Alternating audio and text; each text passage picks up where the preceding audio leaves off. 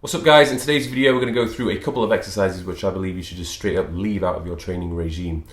Hopefully the majority of you aren't or are no longer doing any of these exercises, but I feel like I still need to put this video together because I see across social media platforms, particularly Instagram, things like that, people just doing exercises for the sake of it without actually understanding why they're doing it in the first place or what benefit it actually has. So let's go straight to the point. The first exercise we're going to go through is a variation of a bicep curl. This is a squatting cable bicep curl. I don't know who came up with it, but I still see people doing this from time to time.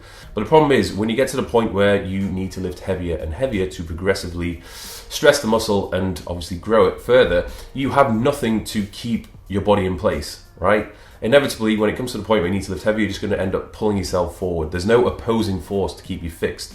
So a suitable variation to do instead of this would be just to use a preacher bench. You could continue to use the cable if you wanted to, but because you're using the preacher bench, you're going to be able to create a great deal of force and have the bench keep you fixed in place. And now obviously you can do the easy bar as well. You don't have to do a cable. The next exercise we're going to go on to is a variation of the tricep press down. Now there's three ways you can do this. You've got the pronated grip, neutral grip, and supinated grip. So today we're going to talk about a supinated grip. So this is an underhand tricep press down. Now first of all, I want you guys to try this again. If you compare the quality of the contraction from an overhand tricep press down, squeezing, compared to a reverse tricep press down, squeezing, you cannot achieve the same level of contraction, okay, just due to the mechanics, the way your arm is put together. You'll be able to get a much more effective squeeze doing it pronated compared to doing it supinated, okay, so that's my first problem with it. The second problem with it, which is the biggest problem with it, is because of the grip position you're in, you're going to be placing a lot more of the stress on your forearm and your grip. And as you get to lifting a much heavier weight, your tricep isn't going to be letting you down. It's going to be forearm and your grip strength. You'll notice your arms will start to bend, okay? And you will fail by doing a heavier weight. And if you compare to the max weight which you can press with a pronated grip compared to a supinated grip, you're going to be able to press much heavier with the pronated grip. Now obviously the goal of this exercise is to try and build your triceps as much as possible. So you want to be doing whatever grip is going to allow you to press as much weight as possible down and obviously still be able to achieve a quality contraction. And the supinated underhand grip isn't really going to allow you to do this. The next exercise we're going to go on to is a variation of a single leg press down using the assisted dip machine. I don't know where this came from, who came up with it first. I haven't seen many guys doing this. If you are doing this and you're a male, have a word with yourself. It's usually the females who are guilty of doing this exercise because I think this is going to be the key for building their glutes. When, you know, in reality, it's not the best exercise to do. Now, you can't argue, yes, it's a decent exercise to help improve glute activation because I've done this myself and I can feel my glute working.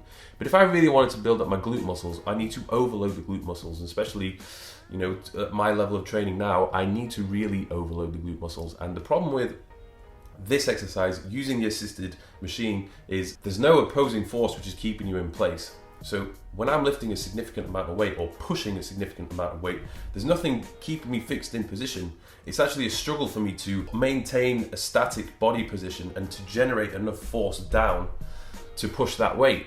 Okay, I'm just going to almost just push myself upwards. That weight isn't going to move. The best thing for you to do would just to do a single leg press, because it's the same thing. It's the same setup. You're pressing a moving weight, but this time you have a back support which is going to create an opposing force, keeping you fixed in place. And if the target muscle when doing this exercise is still going to be the glutes, then you just have to adjust your foot positioning on the platform itself. So I'd suggest just bringing your foot a little bit higher and wider and pointing your toes out slightly, and then allowing your knee to come all the way down so you can get a good stretch on the glute, and then you can drive up, maintain the tension on the glute at all times. Another exercise which really isn't ideal to be doing is a variation of the cable crossover where people think they're going to be targeting the upper chest, and this is the cable crossover where the attachments are at the bottom and they're bringing the weight up together and, you know, squeezing at the top. Now the problem is the movement and the plane of motion which you're going through is very similar to a front raise, and even though you might get a good squeeze at the top of the movement, the majority of the tension which is going to be placed throughout the movement will be on the front delt.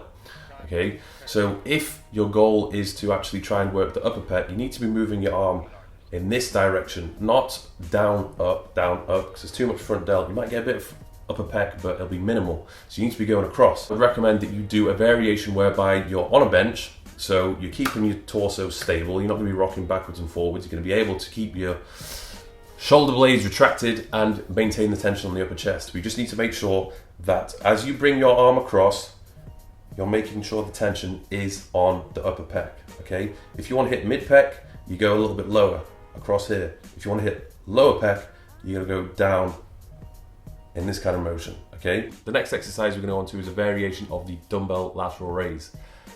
This one is the behind the back dumbbell lateral raise, which it just makes no sense to me, okay? Because you are not providing any significant benefit to placing the dumbbells behind your back. You've got to think, at the very bottom portion of the movement, there is almost no tension whatsoever on the delt. So putting it behind your back and just extending the range of motion here, where there's no tension, isn't going to provide any additional benefit. So it's a completely pointless exercise. The next exercise we're going to go on to is a variation of the lateral raise, and this is a straight bar or easy bar, single arm lateral raise. Now, again, this exercise isn't really providing you with that much more benefit, okay? The weight is still the same, but it's just an added inconvenience of you now needing to balance the weight as you raise the weight up, okay?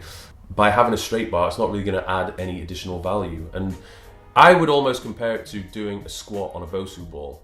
Like, yeah, if you do a squat on a Bosu ball, yeah, it's really good at possibly, improving your balance, but you're going to be limited by how much weight you can actually lift, okay?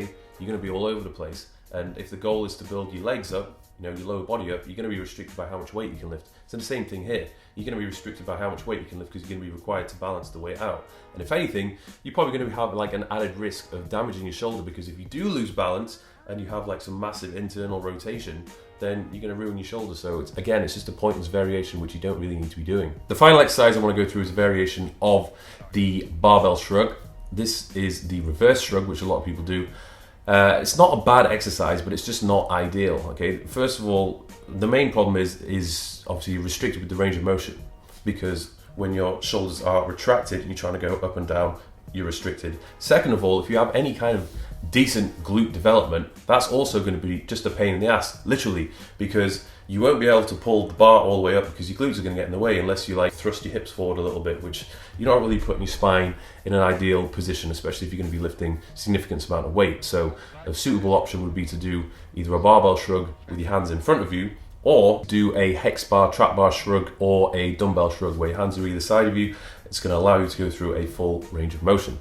So there we go, guys. They are all the exercises which I recommend you stay away from for now. It's not like they're completely pointless. You may see some progress to some extent if you do them, but you're just going to be limited when it gets to a certain point when you need to progressively overload the muscle further. These exercises are only going to hold you back, so waste of time in my opinion. Hopefully the majority of you aren't doing them, or if you are, maybe you need to reconsider implementing them into your training regime. So thanks for watching. If you want to check out any of the training programs on my new Athlete app, check out the website below. Also, my physique transformation course is kicking off at the moment. We've got over 100 members in the group and it's growing rapidly. So again, check out my website, have a look and get yourself involved. So thanks for watching. Don't forget to subscribe and I'll see you guys soon.